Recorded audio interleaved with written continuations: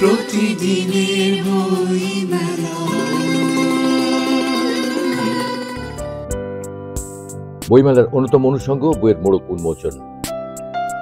মেলায় বাংলা একাডেমির মূল অডিটোরিয়াম আব্দুল করিম সাহিত্য বিশারদ মিলনায়তনে হয়ে গেল কবি ও সাবেক মন্ত্রিপরিষদ সচিব ASM আব্দুল হালিমের কবিতার বই উই রিভোল্ট ও বিহঙ্গ কথার আড়ম্বরপূর্ণ মোড়ক উন্মোচন অনুষ্ঠান। অনুষ্ঠানে দেশ বরেণ্য শিক্ষাবিদ, রাজনৈতিক ব্যক্তিত্ব, আমলা, সাংবাদিক, নেতা সহ সাহিত্য সংস্কৃতি অঙ্গনের গুরুত্বপূর্ণ ব্যক্তিবর্গ অংশগ্রহণ করেন।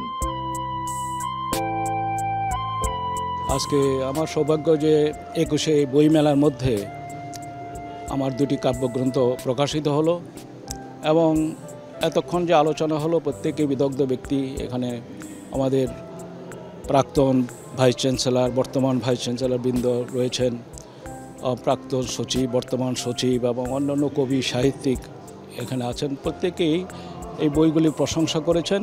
আমার যে আদর্শে আমি এই বইগুলি লিখেছি, আদর্শ অনুসরণ করে, বিশেষ করে উই রিভল্ট যে বইটি লিখেছি, যে কাব্যগ্রন্থটা লিখেছি, সেই কাব্যগ্রন্থের প্রথম কবিতাটাই হলো আপনার পোয়েমসটাই হচ্ছে উই রিভল্ট।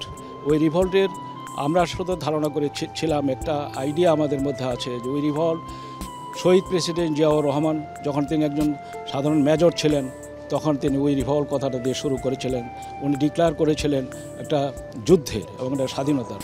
তো ওই রিভল্ট কথাটাকে বিশ্লেষণ করলে এটার মধ্যে একটা আদর্শ, একটা ফিলোসফি, যে দর্শন যে রয়েছে, সেই দর্শনটা বিশ্লেষণ করে আমি এখানে প্রায় অনেকগুলি কবিতা লিখেছি। সেই কবিতার উদ্দেশ্য হচ্ছে যে আমাদের সমাজে যে বৈষম্য ছিল, বিশেষ করে যখন এই বাংলাদেশ ইস্ট পাকিস্তান যখন ছিল, তখন যে বৈষম্য, পাকিস্তান আমাদের মধ্যে যে নির্যাতন করেছেন, আমাদের মা বোনদের নির্যাতন করেছেন, আমাদের মানুষদের উপর, সাধারণ মানুষের উপর যে নির্যাতন করেছেন, এবং একটা মানবিক মর্যাদাবোধ সেটা আমাদের মধ্যে ছিল না।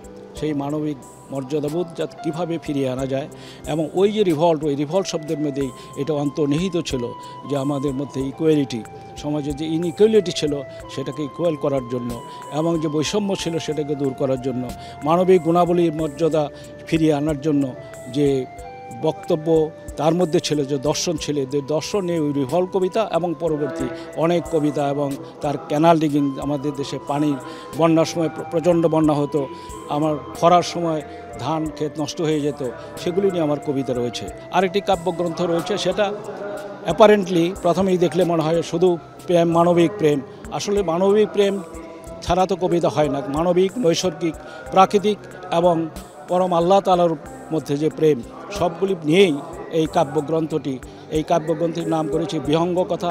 এইসব কবিতা যদি সাধারণ মানুষ যদি পড়েন, যারা কাব্যপ্রেমিক, যারা কবিতা প্রেমিক, তারা যদি পড়েন এবং এই আইডিয়াসগুলি, এই দর্শনগুলি যদি মানুষের মধ্যে ছড়িয়ে দেওয়া যায়, মনে হয় আমাদের যে বৈষম্যের জন্য যে আমরা এই আন্দোলন করেছি, বৈষম্যের জন্য যে যুদ্ধ করেছি, তা দুর্বল হবে এবং আমাদের মানবিক মর্যাদা আশা করি আবার ফিরে আসবে।